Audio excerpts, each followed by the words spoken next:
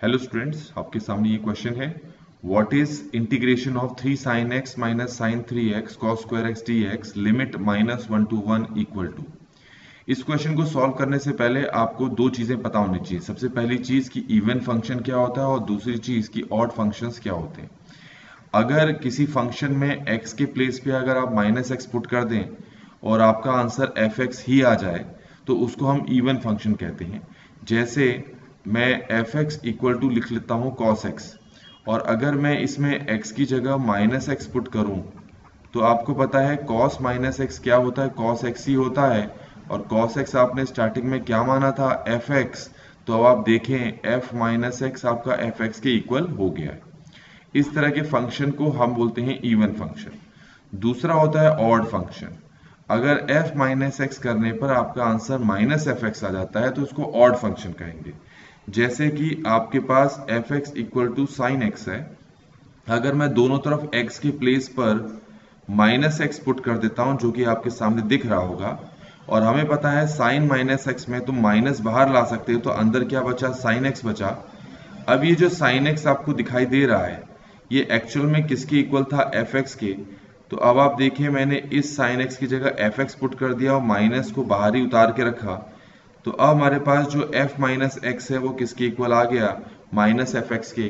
तो इस तरह के जो फंक्शंस होते हैं वो आपके क्या होंगे, ऑड होंगे, और इस तरह के फंक्शन आपके क्या होंगे, इवन होंगे। ये तो हो गई एक बात, ठीक है। अगली बात आपको पता होनी चाहिए कि जब भी आपका इंटीग्रेशन इस फॉर्म में होता है -a से a F x D x, आपको चेक करना होता है कि ये जो फंक्शन आपको दे रखा है ये इवन है या ऑड है। अगर ये फंक्शन इवन है तब तो तुम इंटीग्रेशन को मॉडिफाई कर दोगे, यहाँ 0 लिखोगे, यहाँ a ही रहने दोगे, आगे 2 लिख लोगे और बाकी सारी चीजें एज इट इज कॉपी कर दोगे, तब जब एफ एक्स आपके पास क्या हो, इवन हो। और अगर ये एफ एक्स आपके पास ऑड हो तो आपको कुछ नहीं करना है, आपका आंसर डायरेक्टली 0 होगा। वो तब जब एफ एक्स आपके पास क्या हो, ऑड। तो इसका मतलब सीधा सीधा ये हो गया कि आपको इंटीग्रेशन करने के लिए ये जो फंक्शन है पता करना पड़ेगा ये इवन है या ऑड है। तो आपको अलग से दिखाता हूं ये वाला फंक्शन। ये फंक्शन हमारे पास ये है 3 sine x minus sine 3x, और बाहर हमारे पास है cos स्क्वायर x। मैं आपसे कहता हूं x की जगह -x पुट करें तो देखो क्या आता है, ये आता है 3 साइन -x माइनस साइन 3 और अंदर हमारे पास है cos स्क्वायर -x। इसको हम लिख सकते हैं -3 sign x plus sign 3x, क्योंकि ये माइनस बाहर आ चुके हैं। और यहाँ cos -x तो cos x ही होता है, तो ये cos स्क्वायर x रह गया।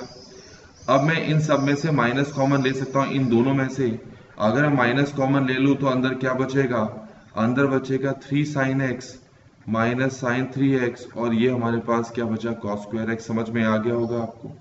तो ये हमारे पास f माइनस एक्स की वैल्यू आ रही है यहाँ पर, तो माइनस को बाहर रहने दो। अब देखो ये जो पूरा का पूरा फंक्शन है ये असल में क्या था, एफ एक्स की तो था। और मैंने आपको शुरुआत में बता दिया था कि कोई फंक्शन अगर किसी फंक्शन का f of minus x minus F x के इक्वल आता है तो वो किस तरह का फंक्शन है, ऑड फंक्शन। और एसओ का जो इंटीग्रेशन होता है वो 0 होता है। तो इसका मतलब है इसका इंटीग्रेशन की जरूरत नहीं है, इसका टोटल इंटीग्रेशन क्या होगा, 0 होगा। तो जो बी ऑप्शन है वो हमारे आंसर के साथ मैच करता है। और इस तरीके से बच्चों ये वाले जो क्वेश्चन है इसका सोल्यूशन यहाँ पर कंप्लीट हो गया है।